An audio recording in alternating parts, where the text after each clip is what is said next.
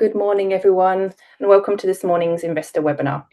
Today's session is being recorded, for those of you who heard the beautiful recording there, and it'll be available later in our Investor Centre on the Novatti website. It's just turned 11 o'clock just now, and so I'm going to start today's briefing.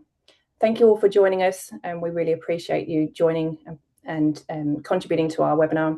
My name is Beth Moylan, Head of Growth at Novatti, and I'm joined today by Mark Healy, CEO of Novatti. Mark has been leading Novatti's transformation into a market-led, customer-focused organisation and delivering seamless payment solutions that help businesses across Australia and New Zealand to grow and succeed. Now, we would love, as always, and encourage you to submit as many questions as possible. Thank you to those that have submitted questions already, and we're going to address those at the end of the webinar. To do that, you simply just type in at the bottom of the screen in the Q&A box, and we will cover as many questions as we can. If we don't get a chance to cover the questions that you want answered, please email us at investorrelations@novatti.com and we'll make sure we respond to you directly. Over to you, Mark. Thank you, Beth. Good morning, everybody, and thank you for those jumping on the webinar this morning. I'm very pleased to report that we continue to progress and deliver on a Novatti strategy. Following the simplification of the group in the last 6 months, we have reoriented to growth by applying a market-led customer focus to lifting our financial performance. Our March quarter shows the early signs of commercial traction across our focus area of Australasian payments, and we are delivering on this within the constraints of the current balance sheet without losing focus on our bottom line and the use of cash. As a reminder, we are building a business to occupy a unique position versus competitors in the local payments landscape with an end-to-end payments infrastructure. While doing so, we are continuing to execute strongly with demonstrable improvements quarter on quarter. Specifically in the March quarter, we've made solid gains across a number of areas. We initiated a step back into the acquiring market. We've grown our processing volumes, revenue and margin quarter on quarter. Commercial traction is building, notably in our ANZ market. We continue to progressively dissolve the legacy liabilities on balance sheet, and on a normalised basis, excluding those liabilities, the core business is posting positive operating cash flow. We build a platform for growth, we have positive momentum, and we are demonstrating a consistent track record of execution.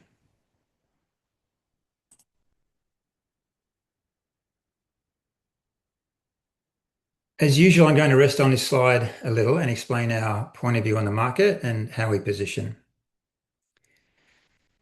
The Novatti value proposition is built around our complete payment stack and our product depth. We are a payment solutions business as opposed to providing a monoline payments offering, which is the norm in the industry. That does provide challenges as we have a broader remit, a broader tech footprint, and broader product demands than other local payment service providers.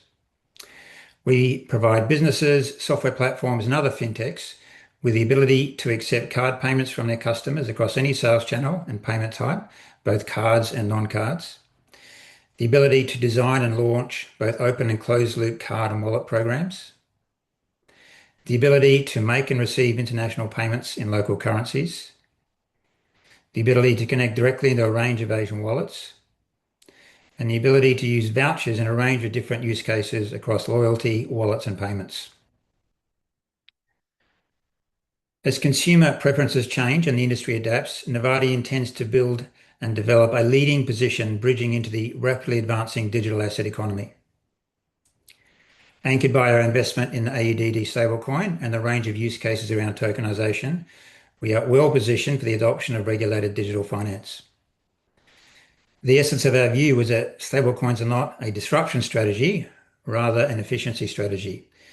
They won't replace card networks or bank rails, rather becoming a complementary optimization layer where speed, liquidity, and finality resolve friction in many areas. In fact, our broader view on payments generally is that interoperability, not efficiency, is the real value, especially for medium-sized businesses. These companies need simplicity across their payments infrastructure, not more complexity and a spaghetti bowl of relationships. In a rapidly changing world, blockchain rails and digital products are innovating around the traditional centralized payments rails. We intend to build around this interface and provide a bridge across these ecosystems.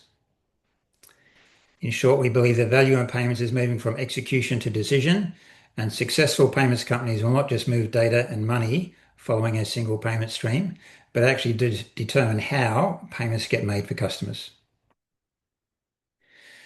So in very simple terms, we enable customers to operate their businesses more efficiently with our multi-sided solutions, helping them deliver new ways to serve and engage with their customers.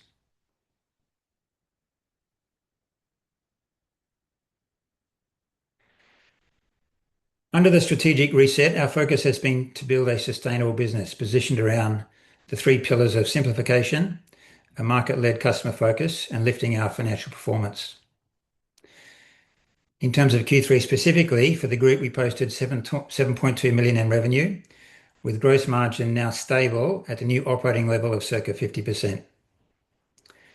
Post the FY25 streamlining, this reflects the first major step change on our journey to the target of 70%. Payments ANZ represented 3.6 million of that revenue and 1.5 million in gross margin contribution, representing 9% revenue growth quarter on quarter and 14% margin growth quarter on quarter for Payments ANZ. Group EBITDA was consistent with Q2 at negative 100K, with a cash flow of negative 400K. However, on a normalized basis, the group has now posted 3 quarters of positive cash flow across FY26. Our operating position is now progressively dissolving the largest legacy debt, which only has 12 months to run on current trajectory. I indicated at the start of the financial year that we would bump slightly above and below the break-even line for the next 3 to 4 quarters as we adjust to the new direction and move across the yearly business cycle. We're confident in the trajectory we're heading. Momentum is building, and we're doing that. We're doing what we can with the balance sheet that we have, selectively pulling levers to lift our growth in keeping with the underlying profitability goal. Most importantly, our core business, Payments ANZ, is building momentum, benefiting from the slow burn brand refresh, and we are now working into new opportunities as we uplift our capabilities across a very diverse payment stack. The ANZ business is posting continuous positive direct EBITDA, being led by our issuing business with a pipeline building while we continue to grow account transaction volume. Our focus here is to continue building a compounding organic growth engine, replicating the relative success of our issuing business into and across acceptance and then in time to international payments.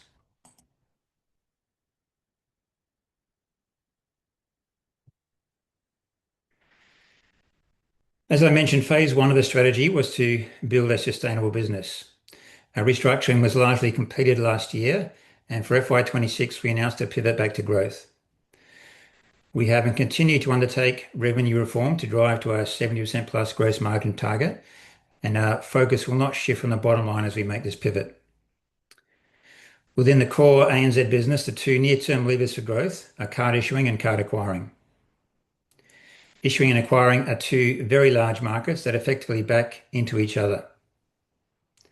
Novatti has principal membership of card schemes as both an issuer and acquirer, enabling maximum autonomy on how we go to market and how we manage our customer base. These businesses are still relatively new to market for Novatti, and we have a very small market share measured in single-digit basis points, with a great opportunity to increase our share in both as we concentrate around payment solutions with multiple products and services. As I mentioned, the Payments ANZ turnaround is intentionally being led by issuing solutions, with the quarter-on-quarter P&L showing very clearly the turnaround story and performance improvement across FY26. In issuing, we've needed to make less changes at the product level and had less of an internal focus, but we've grown revenue, margin, and EBITDA consistently, and we're seeing good opportunities continue to open up, including for multi-currency solutions, which is a new product and area of opportunity for us. With stability in platform and people, we expect to replicate this performance in acquiring, payment acceptance, and Asian wallets. While being very early in market re-entry to acquiring, we've seen several new distribution-led customers sign up and expect them to start transacting in Q4 to progressively drive processing volume.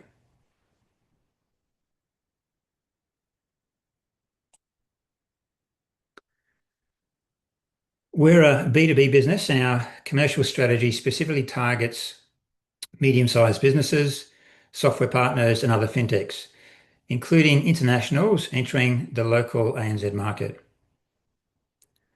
Each of these require a high-trust partnership, shared commercials, and tailored payment solutions, all possible via a single relationship with Novatti.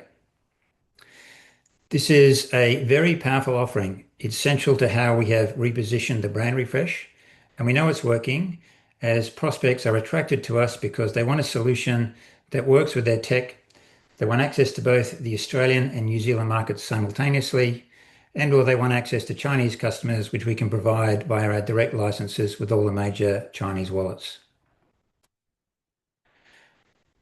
A couple of quick call-outs that exemplify this from the last quarter include a partnership with Vivi Money for the issuance of globally accepted Visa debit cards and support for cross-border payment functionality, solution expansion for a major international airline to enhance their underlying technology to facilitate their global digital rewards program,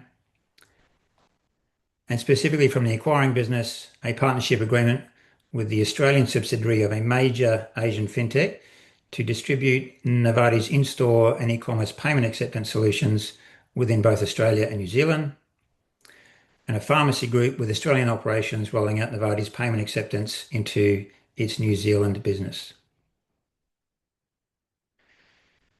Our goal is simply to keep building velocity on the flywheel to build a compounding engine. Across the last 2 years, we have consistently demonstrated the ability to execute on our strategy, and you can expect continuous improvement in our organic flywheel.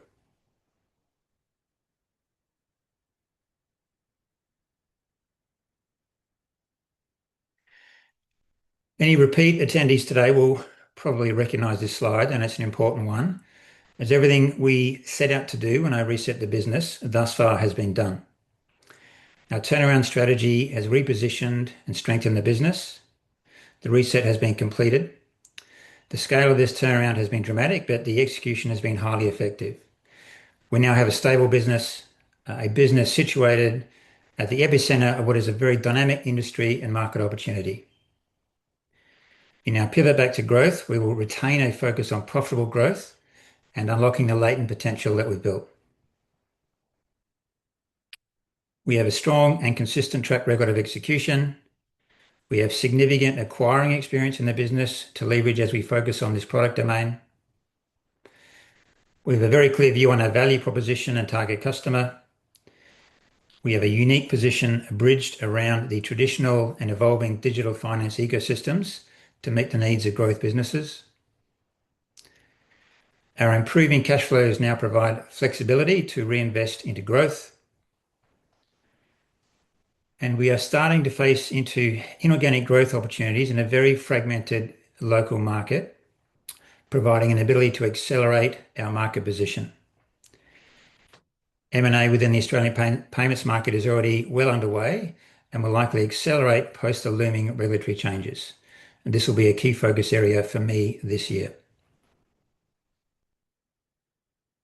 In summary, I'm well aware there is still much to do to achieve our goals in this new phase for the company, but we are eager for the task. We continue to work on initiatives to take advantage of the many opportunities in front of us and do so with the same relentless execution mindset that's delivered the turnaround to date.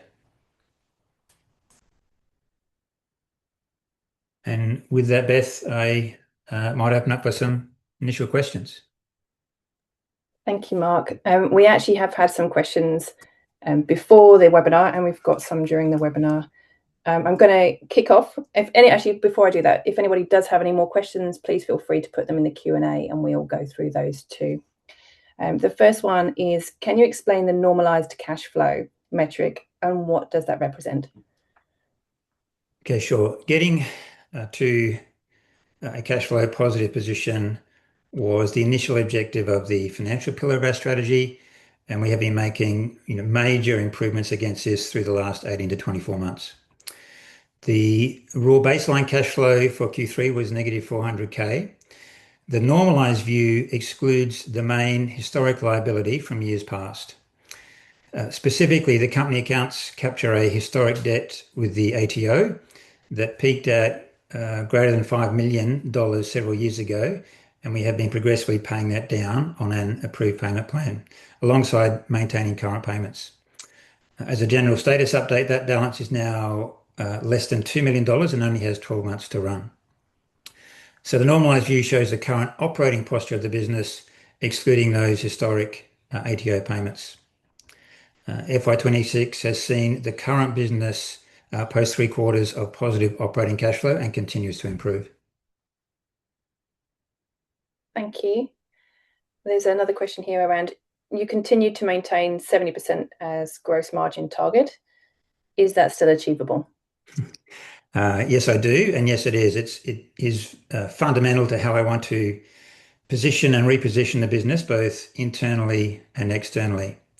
Important to note that the best payment companies in the world deliver a margin above this level, so it is achievable.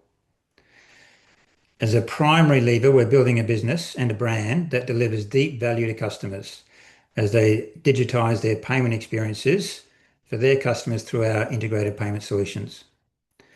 Margin will follow that strategy, and we are certainly not here to win business and clients by competing aggressively on price, nor do we need to.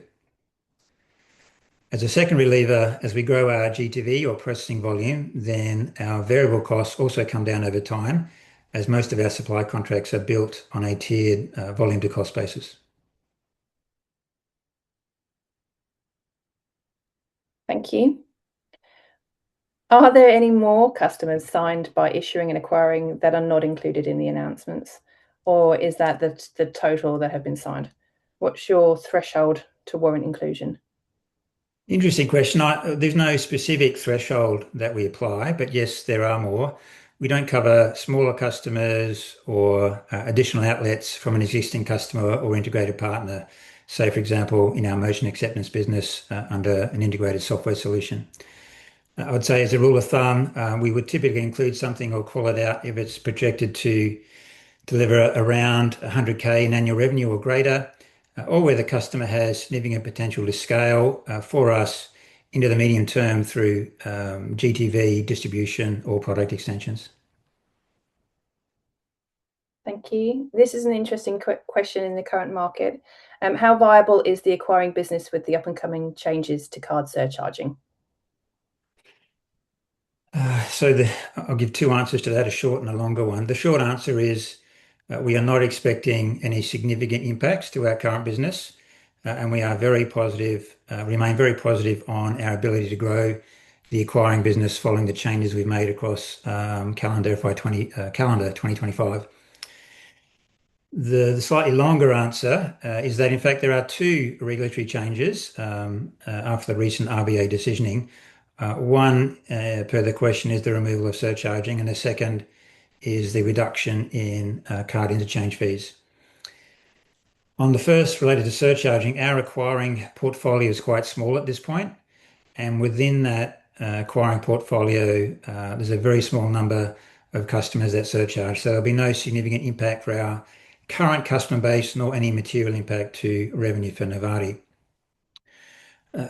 I'll just add, as a general statement on policy outcome, I, like many other industry commentators and participants, will simply say that the most likely outcome from that change is that processing costs will simply be worked into the retail merchants pricing, as is the case in other jurisdictions. On the second change around interchange, there is a significant reduction in the maximum interchange rate for credit card transactions. So this will have more of an impact on large credit card issuers who will see reductions in the pass-through income that's generated by interchange. Yes, Novatti is a card issuer. However, we do not issue credit cards nor support any card programs. So we also don't expect any impact from this shift in the economic value chain either. Thank you. The next couple of questions are around ATX. What is Novatti claiming in its counterclaim against the ATX vendors? Okay, just taking a step back. For those not familiar, ATX is a small bill payment and gateway business in Malaysia that was acquired in 2021 before I took the CEO role. I would just say there is a dispute underway regarding payment and timing of deferred and earn-out consideration linked to the post-acquisition performance of the business. There's a legal process underway, and I'm not able to make any further comment other than to direct anybody interested to a specific announcement that we issued in mid-February on the matter. Thank you, Mark. And then can you talk about how ATX is performing following and how it's going following the lawsuit? Yeah, sure. The business is performing really well. It's returned to profitability in FY26, and it continues to post small incremental EBITDA growth each month. We've also put in a lot of effort to stabilize the business and integrate it more closely into the group this year. And several structural changes in ATX have also had a positive impact, but I won't comment any further while the legal matter remains underway. Thank you. Now to AUDC. What's the AUDC stake currently valued at? Again, just taking a step back, AUDC is the issuer of the AUDD stablecoin, which was incubated in and through Novatti, but which is now an independent standalone company and has been deconsolidated from Novatti's accounts. AUDC has not raised any additional funds since its last round, late last calendar year, the pre-Series A, at 80 cents per share. So the maths is fairly simple. Novatti retains 20 million shares. So our stake at that valuation is worth $16 million. And I've made the point before, I'll make it again, that if you look at the Novatti capitalization, it's around that figure. So I believe that the core payments business remains intrinsically and materially undervalued. Thank you. How are the new board members contributing, and what change, if any, have you seen? So again, late 2025, the board composition changed with one board member departing and two new members joining. Both the two new members, Tom and Chris, are very experienced and have made an immediate contribution. One is working very closely with me on M&A opportunities, and the other has a very extensive commercial network, which we are starting to make joint connections into. I obviously interact with board members frequently. I will say the new board has a very good dynamic, highly complementary skills, and very positive energy. I enjoy the interactions, and the reconstituted board is very supportive of the next phase of our journey, including addressing the balance sheet and lifting shareholder return. Thank you. I have a couple more. What are you doing around AI, and how do you see the impact? Again, a very, very topical question. So the one thing I'd say about AI is that it's obviously moving very rapidly, and I don't think anybody has a crystal ball on where it's going to be in 12 or 24 months' time. Our intention is to use AI effectively as a force multiplier for our strategy, lifting the customer experience, removing friction, accelerating outcomes. It's not really a cost reduction strategy that you see being applied in some of the larger firms very publicly. We are much smaller and leaner than that. From an internal perspective, we have deployed Claude Cowork some time ago, and it's already being deployed and utilized day to day across most functions of the business, from tech, finance, marketing, legal, and compliance to great effect. From an external perspective, within the industry, we're already starting to see AI agents in the wild and starting to transact autonomously, particularly in a B2B context. So we will need to adapt our front-end capabilities, our brochureware side, and our production APIs to adapt to that context and for that transition and translation from human decision making to machine interaction. And that thinking and roadmap is underway. And then the final question I have is, are merchant touchpoints growing, partnerships, etc.? Could you talk to that? Yeah, so I would just, in fact, I would go back if I can to this slide here. Yeah, so again, our issuing pipeline is, the two core drivers of growth for us right now, where we are investing time, effort, and resource, are in the ANZ business in Australasia, issuing and acquiring. Issuing continues to build a very healthy pipeline across the touch points, both with existing accounts to grow volume and new accounts. And we're already seeing a couple of months in on the go-to-market re-entry for acquiring, several really promising high-value distribution deals. So yes is the simple answer to that question, and it's brought out just through some of the material in today's commentary. Fantastic. Thank you. Well, thank you, everyone. That concludes our webinar and our questions. If you do have any further questions that come to you post this webinar, please feel free to, again, email us at investorrelations@novatti.com, and we'll contact you directly from there. But thank you for your time, Mark, and thank you to everybody that's joined. This now concludes our webinar. Thank you. Good morning.